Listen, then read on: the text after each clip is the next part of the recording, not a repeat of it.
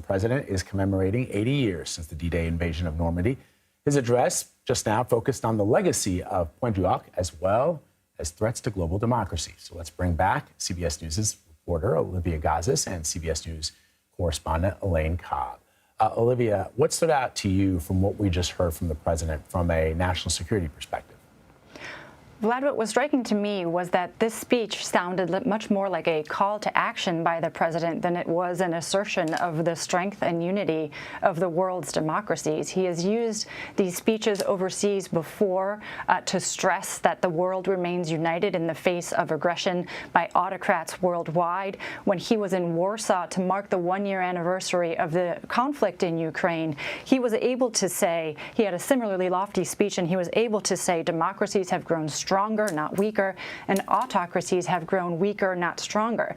He's not in a position to say that right now because the tests to democracy are real and the flux is real. Half of the world is going to the polls this year in what could result in major political changes in the U.S., in Europe, and in Asia. And so when he said today, when he is posing these rhetorical questions, what would these heroes want you to do? He was stressing the stakes of making a different choice than the one that the world has made thus far, which is to stand by and protect democratic norms. Let's bring in Ed O'Keefe, Ed, and I just wanted you to sort of springboard off of what Olivia just said and kind of get your take on his remarks here and how they compare to what we heard from him yesterday, the other remarks. I mean, it appears he is staying on message. I mean, this is something that he really wants to hammer home to the global audience. Yeah, look, that was a remarkably short speech in such a dramatic spot here on such a beautiful day. But remember, it's part of a 5-day trip, the first 3 of which were essentially devoted to memorializing D-Day and what happened 80 years ago starting this week. And so while yesterday was a global event where the world is invited to remember at the American Cemetery and the International Cemetery with kings and queens and prime ministers, and they addressed the world, today he really wanted to ensure that Americans perhaps were reminded at the height of such stark division in the midst of a high-stakes campaign year, that the sacrifice that was made here by the 225 Army Rangers that scaled this cliff to take out these German artillery, to allow the invasion to continue, is one worth remembering and living up to in whatever it is Americans decide to do. His point about ordinary Americans doing extraordinary things to save the world and to sustain American power. And so that's, in essence, what he did. Does it draw implicit contrasts with Donald Trump back home? To some extent, it sure does. Does it put him back on the world stage and remind Americans back home that he's the kind of president that can come to this part of the world or any other and summon other leaders and reinforce American support? Yes. And that is also what they wanted to accomplish today. So he did it.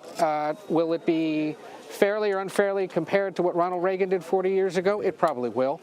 Was it as succinctly delivered? Probably not. But it also was, designed to send a message to people back home, as I said, during this rough year. All right, Ed O'Keefe for us at Pointe du Hoc in France. Ed, thank you very, very much for your perspective and your reporting. Let's bring in the host and moderator of CBS News' Face the Nation, Margaret Brennan. Margaret, it's good to see you. So I want to draw our viewers' attention to something that you tweeted a short time ago about President Biden and his perspective and the speech that he just delivered, that he was just a small child on D-Day, June 6, 1944. But today, 81-year-old Biden, I'm quoting you now, Margaret, stands there as the commander-in-chief and compares it to this moment in time and says, those Army Rangers would again today seek to vanquish hateful ideologies. Unpack that for us. Well, that's exactly right, Vlad. And that is one of the contrasts here when you think about it, that at 81 years old, President Biden was alive on D-Day as that war was being waged, and as Allied forces turned the tide there, he can relate in some ways to that moment in time where it felt like America was helping to save the world from hateful ideology. And he compared that, said those Army Rangers that stormed those beaches that day, he believes would today stand up to another hateful ideology, an implicit reference to some of the isolationist trends, not just here in the United States, but as you know, Vlad, there are right-wing parties in Europe who are ascendant right now as well, in France and other countries.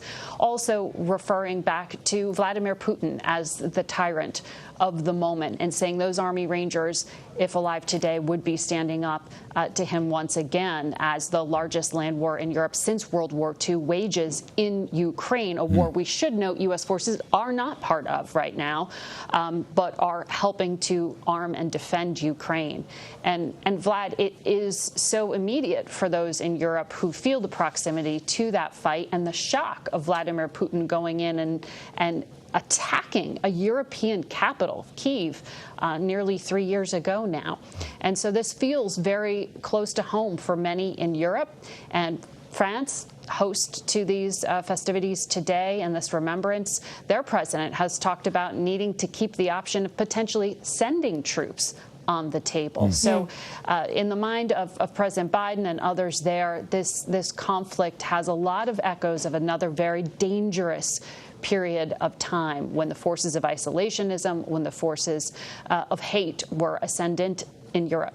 And, you know, during World War II, there were Americans there that were resistant to Americans' involvement in World War II, right? There was an America First committee that was resistant to that. And so it brings me to the apology that we heard from the president to Volodymyr Zelensky today. But he also apology for the delay in military aid. And he also sort of put the blame squarely in the laps of Congress.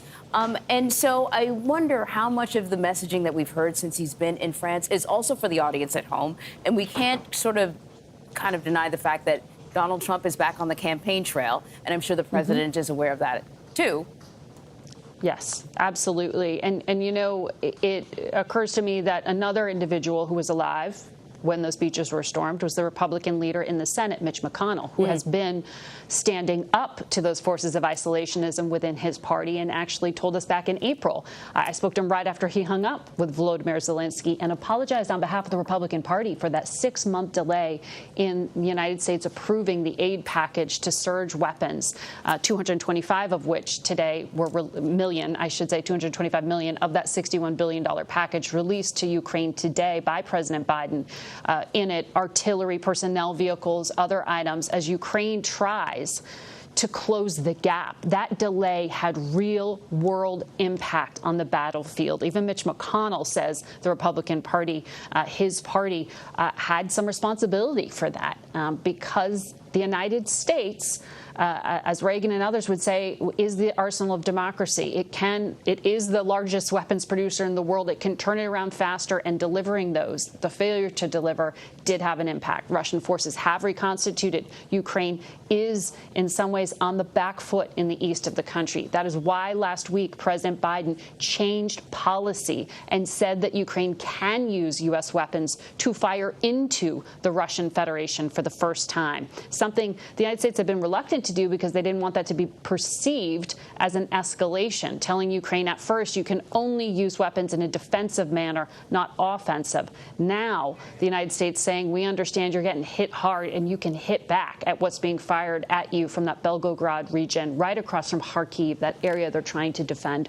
right now. So this is a key moment on the battlefield, key moment in American democracy, but also around the world as we look at some of these right-wing movements, nationalist, isolationist movements who are ascendant in many places. And so President Biden likes to refer to that and frame his worldview as about democracy versus autocracy, whether it's Vladimir Putin, whether it's Xi Jinping, or other forces at home that are anti-migrant, that are racist, and other things that are, as you know, a part of the troubling and painful part of our political sphere right now. All right, Margaret Brennan, thank you very, very much for your perspective and analysis as always. We thank you very much. I think Elaine Cobbe is just standing by for us. Elaine, so just sort of wrap things up for us. I don't know what, if anything, is left on the agenda for the president, but can you tell us what's to come? Well, the president will have his official state visit to France tomorrow. He'll be back in Paris. And, of course, a major part of it will be a one-on-one meeting with President Emmanuel Macron at the Élysée Palace, where they're expected to discuss wide-ranging issues. Ukraine, of course, very high up on that list, but also the situation in Gaza and commercial links between France and the US and between the US and Europe, because President Macron likes to be a spokesman for Europe on many occasions. There will then be an official state dinner at the Élysée Palace as well. It's a day of meetings. He's also going to meet with members of the American business community here to discuss commercial links, to discuss how the US is doing in Europe and how to build on those commercial links and to increase business here. So very much a busy schedule tomorrow here in Paris for what is being called the official state visit beyond the Normandy celebrations and commemorations. All right, Elaine, Olivia, thank you so much.